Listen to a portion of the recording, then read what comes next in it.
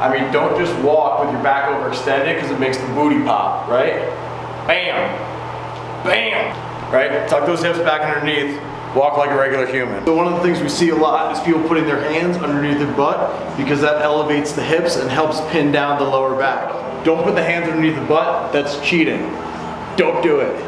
So anytime you're down here doing floor work, you need to make sure the lower back is flat to the ground and you don't have that arch in the lower back. So if you have that arch, it's basically equivalent to standing with an anterior pelvic tilt in that overextended lower back position. So when we're working on the abs, we're trying to strengthen the muscles that are going to establish and be able to maintain that good low back position. So if we're doing floor work and working on the abs, but the lower back is still arched up, we're getting stronger in an incomplete position. So you always need to make sure the lower back is pinned to the ground. So if you're doing leg raises or any sort of scissor kicks, anything where the legs are out in front of you into extension, arms overhead, there's a ton of different ab variations.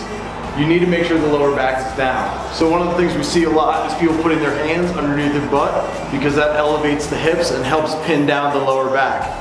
That's cheating. That's not helping you out in the situation. If I catch people doing that, I call them out for it and then make them raise their hands and do jazz hands for the rest of the exercise because I'm not above shaming people in the middle of class. Don't put the hands underneath the butt. That's cheating. Don't do it. You probably just need to dial the position back to a more manageable position. So, to get that lower back pinned down, one of the easiest things to do is getting the head and shoulders up off the ground. So, elevating the head and shoulders, that helps create a bit of an arch through the back and it translates all the way down to the lower back. That's one thing. Instead of working all the way out in extension, bring the knees in. So the closer the knees are to the center of the body and to the hips, the easier it's going to be to keep that lower back down. So head and shoulders up, knees closer to the hips, and then just work yourself out, single leg, or you can do both legs. You can do whatever movement you're trying to do, it just needs to be in a more compact position instead of being fully out into extension, because that puts a big load on the abs, and if you don't have that strength to maintain that flat lower back, we're just working in incomplete position. So that's one option. Head and shoulders up, knees in. The second option is kicking the feet up higher. So say you're trying to do horizontal scissor kicks out here and you keep arching up in that lower back, start yourself up higher. Head and shoulders are still up. That's gonna help you engage the abs, but those legs being higher, again, it's kind of just bringing the knees back closer to the center of mass and your hips. You can still work that position up here and then you just work yourself down until you feel like you're losing the lower back and you're gonna start to arch up. That's your position. And listen, it's a progression. It happens over time. So if you need to start with the knees all the way in, you can only go out 2 inches before you start to feel your lower back kind of arching up. That's where you're gonna start, and that's where you need to work anytime you're doing floor work and trying to work the abs. So it's the same basic idea when your legs are high.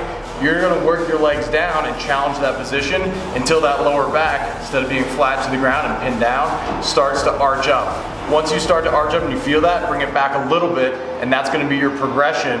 And it might take a few weeks, it might take months for you to work yourself down, maybe an inch or two at a time. But that's the logical progression, getting stronger in a more complete position. A lot of times when I'm trying to explain this, and people are arched and they're not pinning that lower back down, I say you need to tuck your hips underneath.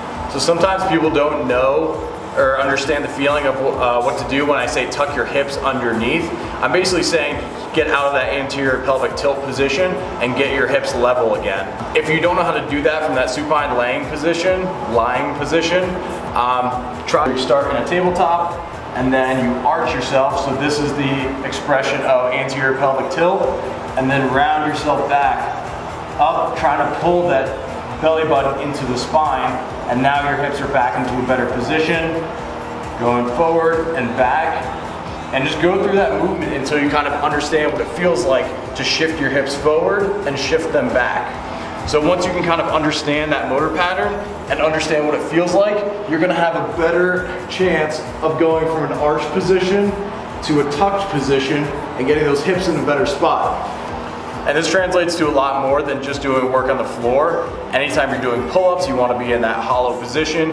If you don't know or understand or have the strength to tuck the hips underneath and get into a good hollow position when you're hanging from the bar, again, you're just going to be working from a more incomplete position. and you can still be overextended with those legs out in front as I am here. Good position, shitty position. Right, in this overextended position, this can kind of present itself when you're walking too. It's not just when you're in the gym. If you have an anterior pelvic tilt and you're constantly overextended in the lower back, this pretty much permeates through every part of your life. I mean, don't just walk with your back overextended because it makes the booty pop, right? Bam, bam, right? Tuck those hips back underneath, walk like a regular human.